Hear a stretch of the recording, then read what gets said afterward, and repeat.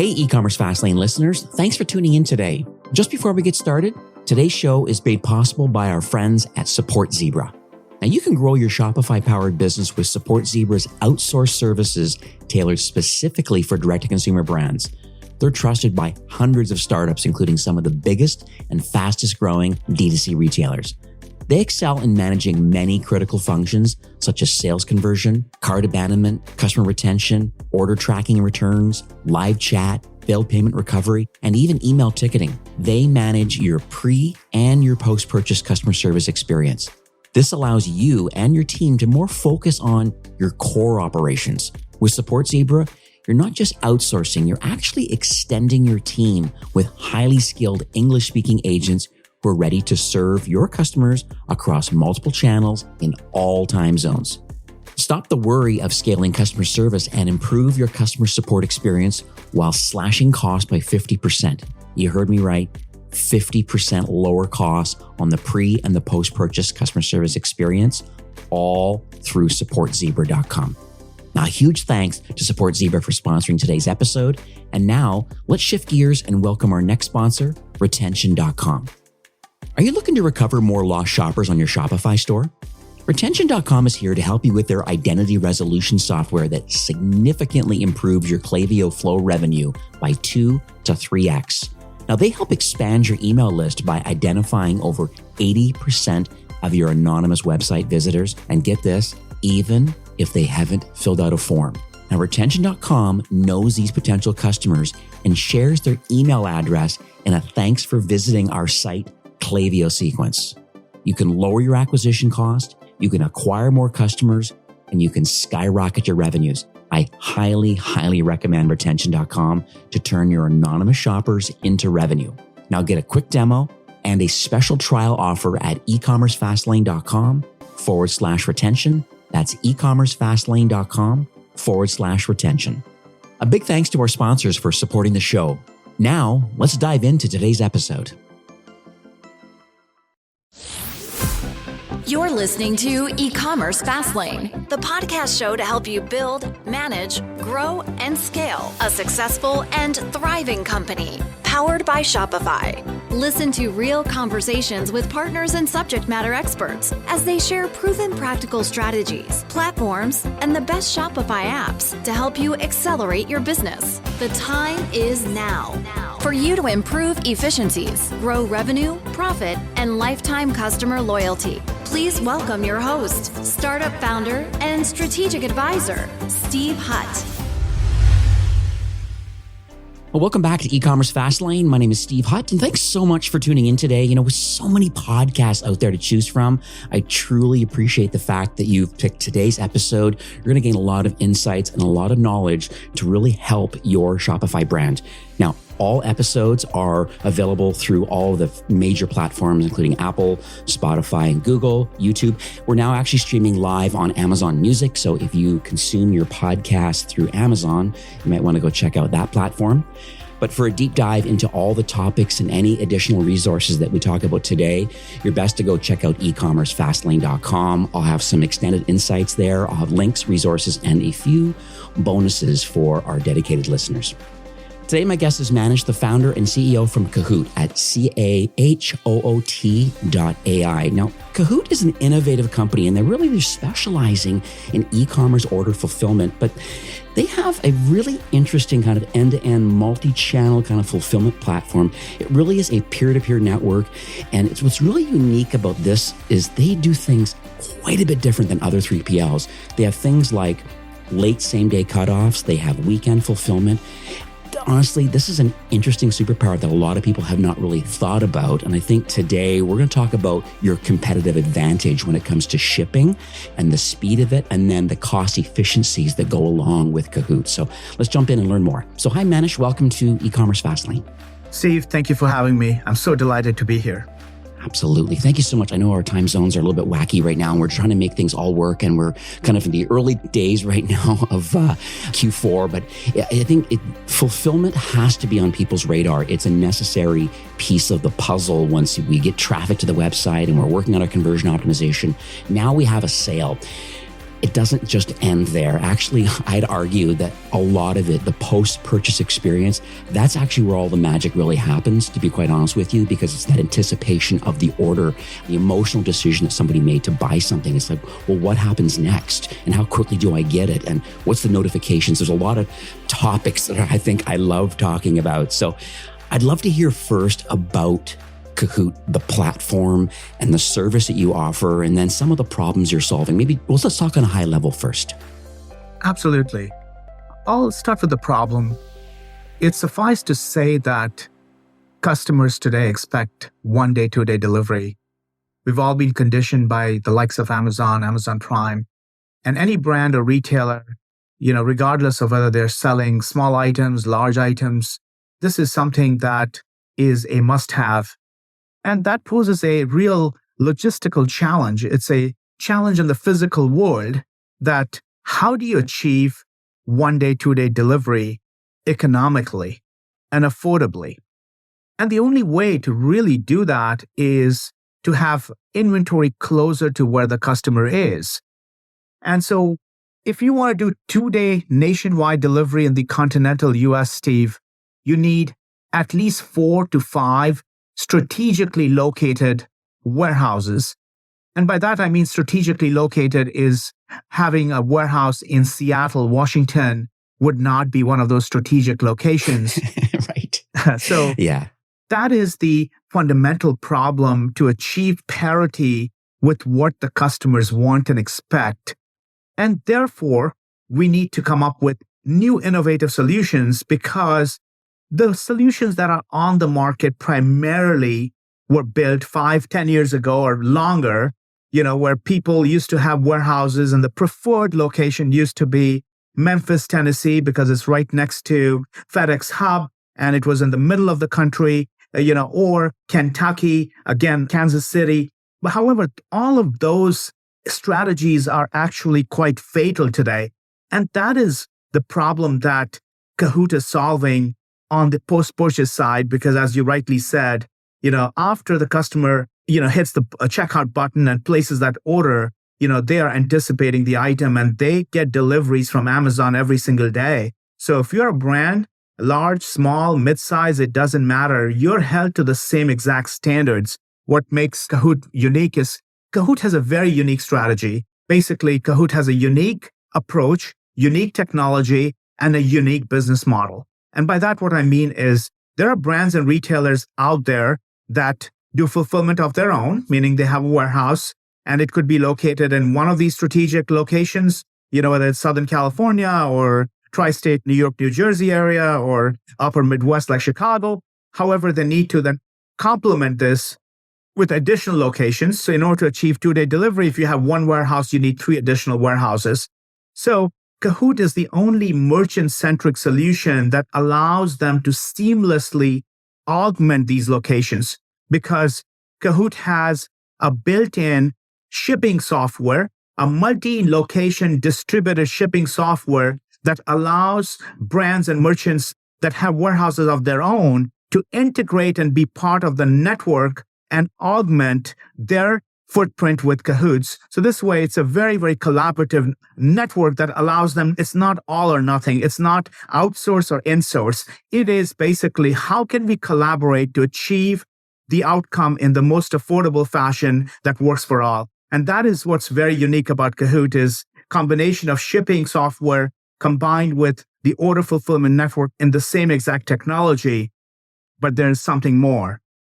So unlike our traditional fulfillment networks or so-called 4PLs that work exclusively with 3PL companies, these are professional warehouses. They exist to provide warehouse and fulfillment services to others.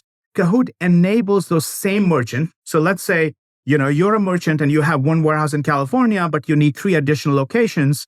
So doing a simple math, if you were to distribute, let's say 60% of your inventory to other locations, you should technically have 60% free capacity.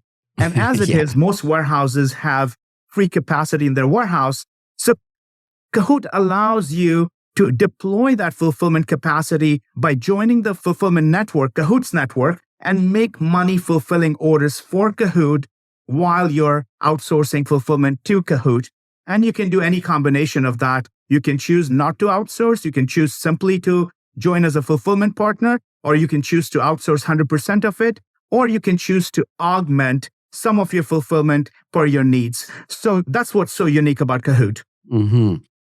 You know, what's fascinating to me as I was just listening to here, and what's really fascinating is being involved in this industry and why people make the choices they make. So I think I'd like to maybe step back a tiny bit and just kind of understand the roots or maybe almost the founding story of Cahoot. Like, are you able to share a little bit of that journey? Because I think there's obviously an inspiration behind the inception of the company. And I think it's more than, hey, you know, we just want monthly recurring revenue. We want to take a slice of other people's success. I think there's a lot more. It is a business. Like, I get that part of it, but it's just like, why this type of business, and kind of what's your background that gives you the opportunity to be able to be in this space?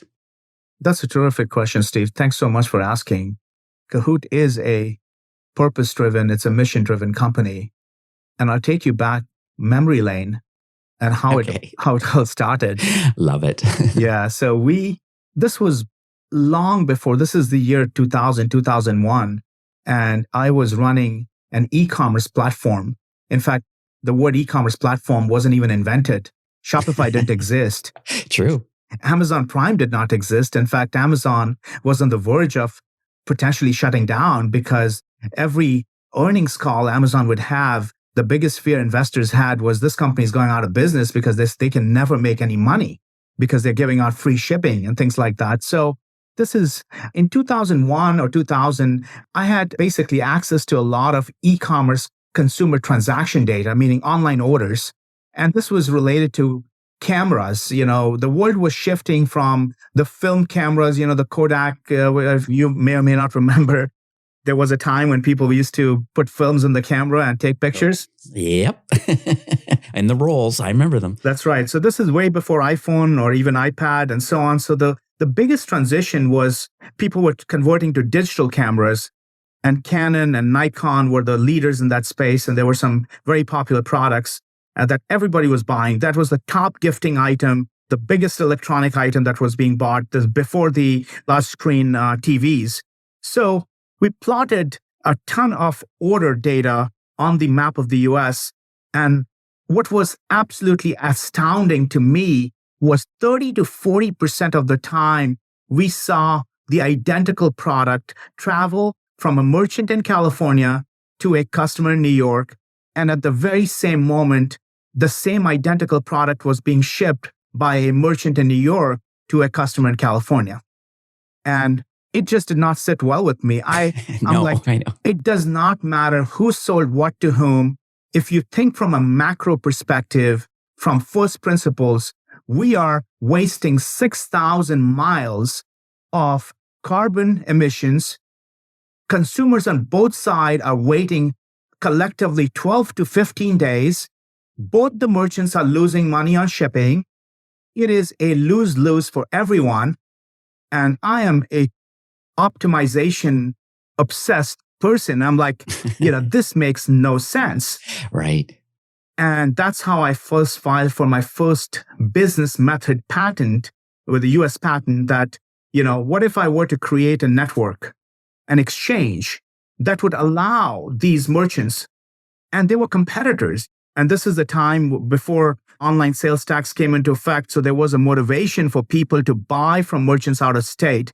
And so that was also fueling some of this, and say, what if I were to create a network that would optimize this and save everyone time and money? So the foundation of Cahoot, that was the original foundation. It's about optimization. How do you find a clever and more meaningful way to allow for collaborative commerce where everybody wins? And many, many years later, that morphed into what we know today. But that's the origin story. Love it. Love it. Thank you so much for sharing that. It makes me think about the book of merchants that I had for quite a few years in Shopify. And, some of the narratives that came up were like, hey, how do we know the time is right to stop self-fulfilling our orders. So this is all about a business maturity and kind of where the brand is. And so let's suppose the brand says, hey, we are doing, more than 100 orders a day. It's getting very challenging out of our garage or a rented warehouse space. And we don't want to be professional warehouse people. Like that operation to run a warehouse is a whole separate business. And I think these are the kind of conversations I started having with my merchants, saying like, do you want to be like a warehouse operator? Is that one of your superpowers? Or do you want to work on your brand and your customer experience and all that and product? And the answer is, well, they want to work on the marketing and the product. They don't want to be working in the warehouse.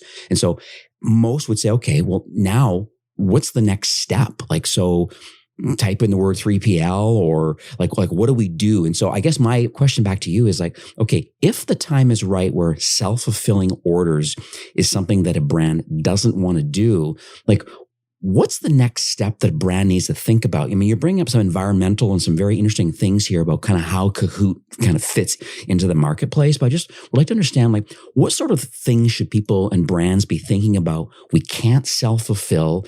The expectations, like you said, is the Amazon effect. The expectations is there, and it's getting really challenging to do it yourself. You have some kind of economies of scale. So I'd like to understand that and kind of what brands need to think about to go to the next step. Right. I think it's a great question. I mean, I'd use an analogy to cloud computing, right? That if you were to host a website, today, you wouldn't think twice about buying a server and co-locating it and managing that server. True. Yeah. Because the barrier to entry has come down significantly, that nobody thinks twice about doing that. And I believe that that's the same with fulfillment today. Let's say you launched your brand.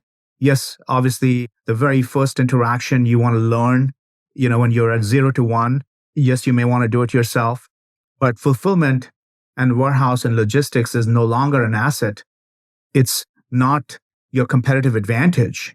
And there are many, many services out there, including Cahoot, that makes it so easy and so affordable to outsource.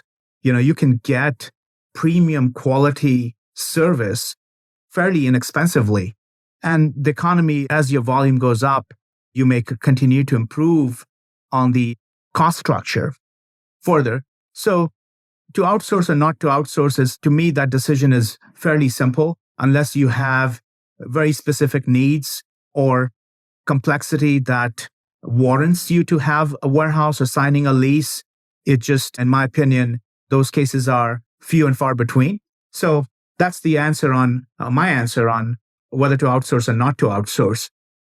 So I was just thinking that, I guess the tangent to that is the fact that, okay, people have a website and they're currently self-fulfilling, and they find themselves being overwhelmed with it, or they're seeing competitors that are growing faster than them because they have this competitive advantage of being in a professional warehouse environment where, with an SLA that, says, hey, we're going to guarantee from this cutoff time, we're going to get it to your customer, and then the connections to Shopify. So that's the website side of it. What happens on the marketplace side of it? Because, a lot of brands I manage, they're on eBay or they're on Amazon or they're on Etsy or they're doing whatever. And now these orders also need to be fulfilled. So I just would like to understand how Cahoot fits into that equation. Yeah. Cahoot is an omni-channel fulfillment solution. So to us, every order is an order, and we have native integrations with all the popular sales channels. So we are a technology first company. That's where my background is. That's where the Cahoot's founding team comes from. We have deep experience, building e-commerce platforms, not just running them. So we've dealt with the same customers for a very long time: order management, inventory management, and now fulfillment and logistics. So for us, every order is an order, and we treat each order with the same level of urgency. So you need a 3PL partner that has deep technology expertise that can seamlessly bring these orders. You don't want to babysit them. You shouldn't have to worry whether the orders are coming in, whether the provider is shipping the orders out on time, whether there's transparency. How do you know? Trust but verify. If you're dealing with a provider that just does not have that level of technology, they may be a good provider, but maybe the technology is not making things automated. For example, writing tracking information back to the respective sales channels on a timely basis. And these technologies and APIs are changing all the time. So these folks have to have the resources to stay on top of technology changes so that nothing goes haywire. So that's one of the things that I would encourage brands and retailers to look at as they're considering 3PL partners. And then beyond that, one of the common things that I see brands, the way they think about it, because obviously they're not the logistics experts, not all of them, they think that, okay, my inventory is landing in Long Beach, California, because that's where the container rates are cheap to bring, or cheaper to transport the goods from China over to the US. So I must find a warehouse in California so that that inventory can be placed inexpensively. However, the other side is, if you look at your demand pattern of where your orders are shipping to, if you find that 50-60% of your orders are shipping to New York area, the East Coast, that advantage is negated, because now you're spending significantly more in last mile delivery cost, let alone the transit time. So the decision is more involved, and it's the way to think about this is the total cost of logistics and fulfillment, not just how can I bring it cheaper on one side. You may win the battle and lose the war. Right. Yeah, I get it. I'm also thinking about returns now. So I want to pivot to that because I think that's a necessary evil, I would call it, to a certain degree, that, hey, people are wanting a great return experience. I mean, like, there's some great, Shopify's got some great partners, the Returnlys and Loops and Narvars and Happy Returns. There's quite a few kind of connected pieces of technology that a lot of brands use. A lot of brands that I manage are using one of these four. And so I know you're kind of platform agnostic, and I'm sure it's the same thing, but I just want to hear your narrative around, okay, if someone wants to return a product and they go through the necessary flows with one of these tools, getting credits and then return labels, like, how does the flow happen? Since you're kind of in a peer-to-peer network, and then, like, do you choose to returns? Like, I just want to understand the mindset. Like, well, where does the product physically go to, and then what happens with that product once it arrives in warehouse, whatever? And it gets to be challenging. Like, do we refurbish it? Do we sell it like at pennies on the dollar? Does it go back to one warehouse? I just want to understand what other brands are doing in the Cahoot network as it relates to returns. Yeah, that's a great question. The decision on how to handle, or rather how to repurpose the returned inventory and the inventory merchandise, that lies with the merchant's decision. Different brands have different ways that they like to handle. Some folks are, and it also depends on the product category. If you are dealing with very expensive items, consumer electronics, then there's great value to inspecting and putting that back in stock, ensuring that it is in good condition, that can be sold as new, or, many items can be sold as renewed or refurbished on Amazon. So we don't force our brands and merchants to follow one strategy or the other. And it also varies by brand to brand and product to product. We recommend that merchants send the returns to a central warehouse that specializes, or warehouses that specialize in return handling. And returns are generally considered a stepchild for most 3PLs, most fulfillment providers. They don't like that. And for good reason, because there's a bit of subjectivity involved, and it's painful. So we trying to separate, we have a very large networks. Not all locations specialize in return handling. And so we tend to bring them into a few of the centers that are close to the customer. And those centers will generally classify the items in one of three categories. Can be sold as new, can be sold as used, or it cannot be sold and it needs to be dealt with differently. So yeah, one of these tools that you mentioned, the good customer-facing solutions that merchants should be taking advantage of, and then have the actual physical return come back to one of the Cahoot return centers. Yeah, I'll make sure. And I totally agree with you. I think that's a really good process to have to make a decision either east or west in the America, or if it's one central location for returns that's managed, and then have the brand decide whatever the business strategy is around how you deal with those returns. I'll make sure in the show notes that I'll put links to Return Lead Loop, Narvar, and Happy Returns. I've had interviews with all of those founders, actually multiple times, I think, because return processing is an interesting thing, especially in fashion. People buying 3 and 4 pairs of shoes, all in different sizes, knowing they're going to keep one and they're going to send back the other 3. It happens. Yes.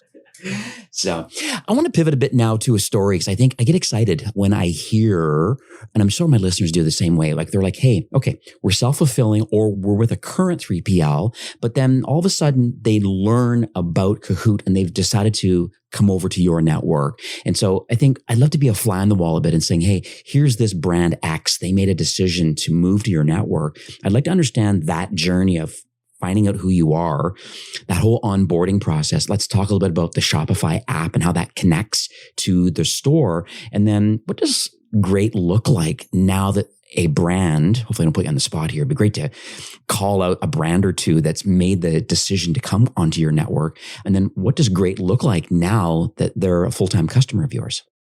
Absolutely. I'll walk you through a couple of stories that come to mind. There's an awesome brand called Cali's Books.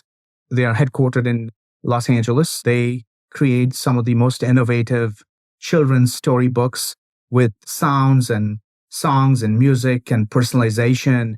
This brand has grown, almost doubled for the last 3 years consecutively.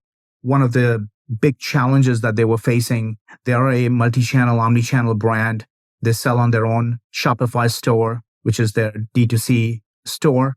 They also are a very large seller on Amazon, and they also sell through other retailers like Macy's, Nordstrom, and also they will do flash sales or go on QVC, Good Morning America, which can lead to very high, large spikes in sales. And obviously the inventory gets manufactured overseas. So they were facing challenges because if they launched new products, Amazon would throttle them on inventory limits, that they could not get their products in time into Amazon fulfillment centers. And then they had to deal with a FBA forwarding service that would basically receive the inventory, and their only job was to send inventory to FBA. But to handle their Nordstrom and Macy's and all these other large pallets of orders, because each of these retailers have very specific requirements. In fact, Nordstrom just introduced something like RFID labels, which is pretty new and unique.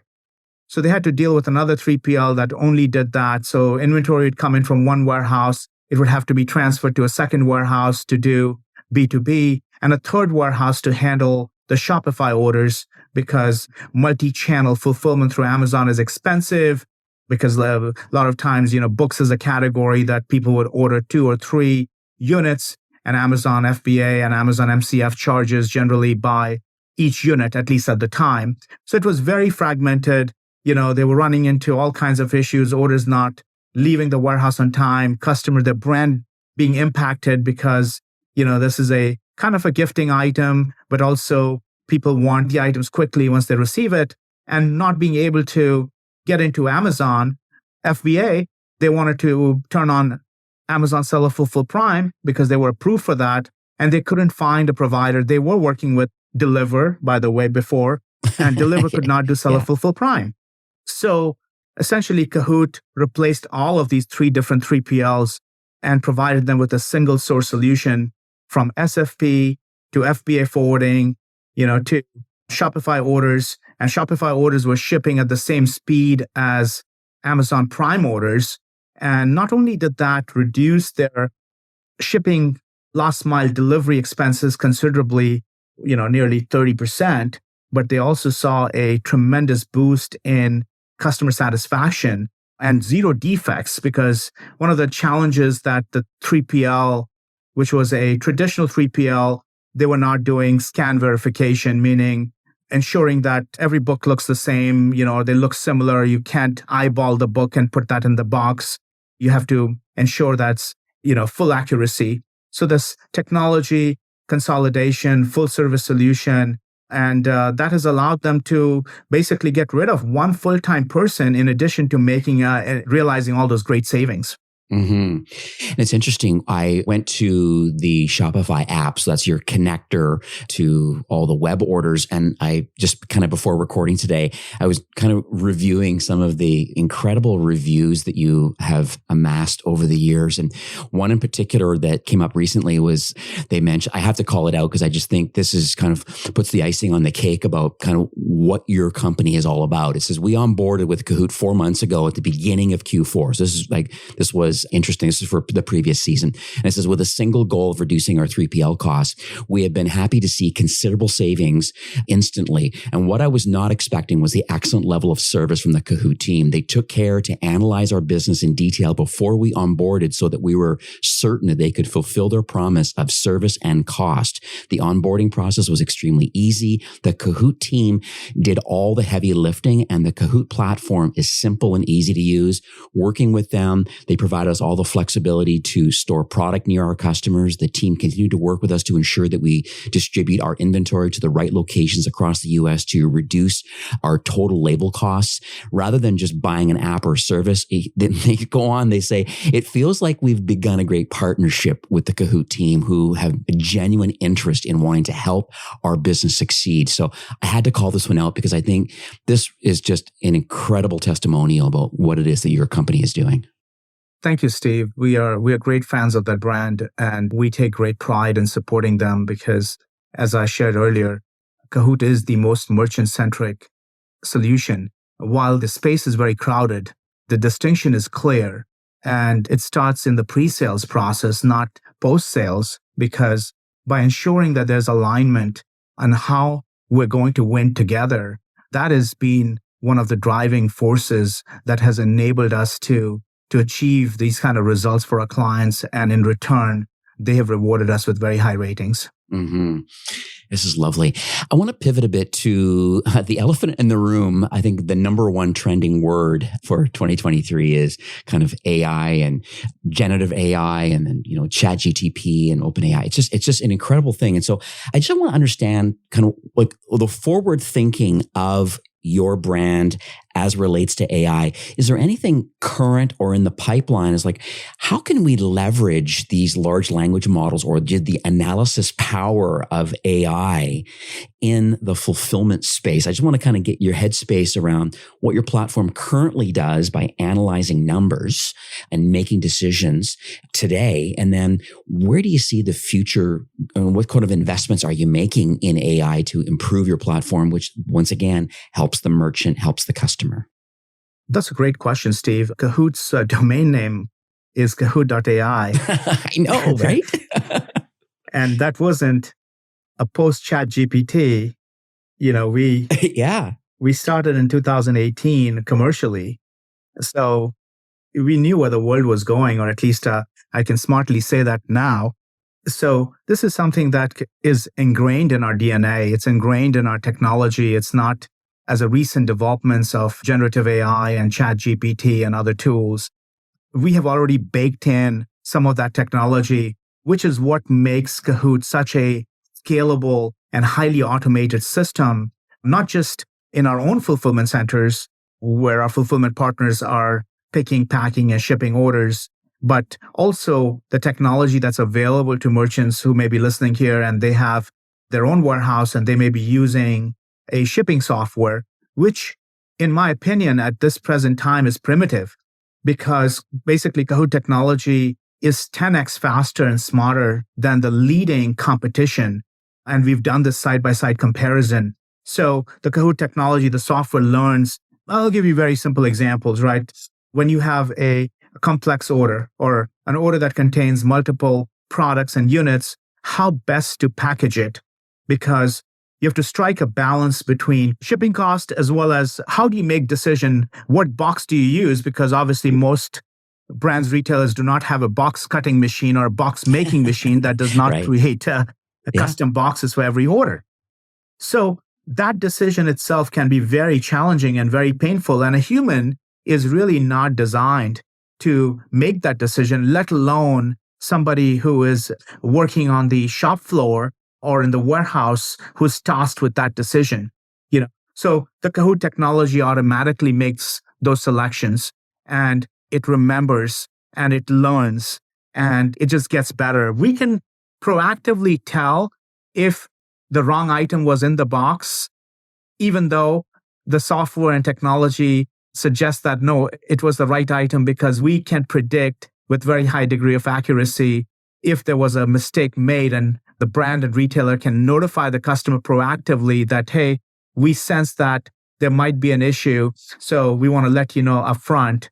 And that's the future of customer service, is anticipating the customer's need, anticipating the problem and reacting to that, not waiting for the customer to post a bad review. I'm going to continue going down this rabbit hole now that we're getting into the AI conversation. Forecasting. The reason I bring forecasting up as a keyword for us to discuss is because I have a story that one of the brands I used to manage, they were an umbrella and kind of hat retailer. And what's interesting, you brought up the Seattle thing, and Pacific Northwest is very famously known for being more of a rainy climate. And so I guess my thought is, and that this is the challenge they had, was like the umbrellas that they had available on their website were available across the country because it rains everywhere. But all of a sudden, maybe in the summertime, or who knows, just inventories levels can change. And so I guess my thought to you is, how do you deal with forecasting and saying, hey, it looks like the weather is starting to change, or there's being an acceleration of these particular collection of products. Now, I think we might want to think about moving some inventory to these other locations so it's closer to the customer because the sales velocity is increasing. That's one part of the forecasting thing and the fulfillment side of it. But then what about the lead time to saying, okay, based on your current sales volume and the projected volumes that we believe are going to happen statistically through AI or whatever you're doing, machine learning, it's like, how do we notify the merchant to saying, hey, or through the platform to saying, we believe it's time to place an order because we understand the lead times of a PO from China or it's domestically made. I just want to get your mindset around both sides of where's the product based on the availability and the need, and then the lead time to order. Yeah, it's a really tough problem. I know. The reason for that is how things get complicated is if, let's say, you're introducing a fairly new product, then how do you make that determination? You don't have sales history for that product. So that's just to add to the complexity of the challenge, which everybody's dealing with. And second, from an execution standpoint, even if you figured that out, if you were, let's say, locked into a traditional 3PL that just does not have a location or warehouse in Washington in the state, then you're out of luck. Where are you going to move the inventory? So by having a very large-scale network like Cahoot, we are not fixed by location. We're fixed by customer demand and customer patterns. So just like Amazon is constantly, when you go into Amazon is optimizing and load balancing its network, not just for its own purpose, but also because they provide a fixed fee cost, right? They tell you it's going to cost $5 to ship this item through FBA. So it's in their interest to bring that inventory closer to the customer so that they can manage their own cost. So it's a symbiotic process for Cahoot. It's no different because Cahoot, from a footprint standpoint, I would say or argue that, it is from a geographic footprint, Cahoot is very large. Amazon has 150, 200 locations, and Cahoot is approaching that number not too long from now. So it's a collaborative process because Cahoot may or may not have the knowledge of your lead time. So this is a bigger challenge for smaller brands, right? Because they're balancing cost with their POs, right? Because in order to get a better cost, they may be producing 6 months of inventory possibly as opposed to 3 months of inventory. And 6 months of inventory may take longer. A lead time may be longer than perhaps something that you're ordering on a regular basis. So the point that I'm trying to make is it is a very, very complex problem. It is not a trivial, I don't think anybody has nailed the solution, Cahoot included. It's just something to be highly perceptive about. And from what Cahoot does do is, we follow the customer patterns. We do that routinely. So when it's time to send your next inbound, then we can recommend, okay, does it make sense to continue sending it to Los Angeles or California? Or should we shift that volume to Oregon, that's say midway between California and Washington, so you can or should we move it entirely to the state of Washington? So having those choices and that footprint is a big enabler in executing these strategies. And it's interesting. So, like I said, that umbrella brand was interesting. They eventually decided to go with Inventory Planner. I think it's inventory-planner.com. I think Sage bought them out recently, but interesting tool where it really does understand. So if the 3PL or Cahoot, or it's a larger challenge of trying to understand the forecasting and location of that, and then the sales velocity to knowing the POs and all that sort of stuff, there is a separate solution. So for inventory management people or brand managers that want to make sure they have inventory and a 3PL or Cahoot at this point can't manage it, there is a third-party solution through Sage, inventory-planner.com. So that's something to consider. My last question around fulfillment is internationalization. So because I went to Cali Books as you were talking about that case study, and what popped up, because I'm in Canada, is it popped up and saying, hey, we see you're in Canada. Do you want to shop in Canadian dollars with Canadian fulfillment? So how does Cahoot fit into internationalization from a Canadian perspective and maybe other international markets? Cahoot is a global network. That's our aspiration, and that is where we are going. We have most of our fulfillment centers currently in the US. We have a few strategic partners in Canada, but as far as international expansion, that is very high on our list. And that is something that Cahoot will be launching more services in 2024. In the meantime, we do ship all over the world for our clients, primarily from the US at the moment, and some strategic locations in Canada. So yes, we do provide cross-border full-service fulfillment, including sending not just the direct-to-consumer orders to Canada or Mexico and other parts of the world. We would ship pallet loads. So we have a brand that has excellent, amazing golf towels, and they distribute through Dick's Sporting Goods, and I know that there's plenty of those in Canada as well, and there are other such retailers. So we will routinely ship items in a manner that can get to the customers worldwide safely, duties paid, and continue to support that brand globally. Right. And what's interesting too, Shopify, I think last year released, I think a feature called Shopify Markets, and then there's Markets Pro. And it's exactly what you're talking about, where duty and taxes in cart, and then that passes on to Cahoot or your 3PL of choice.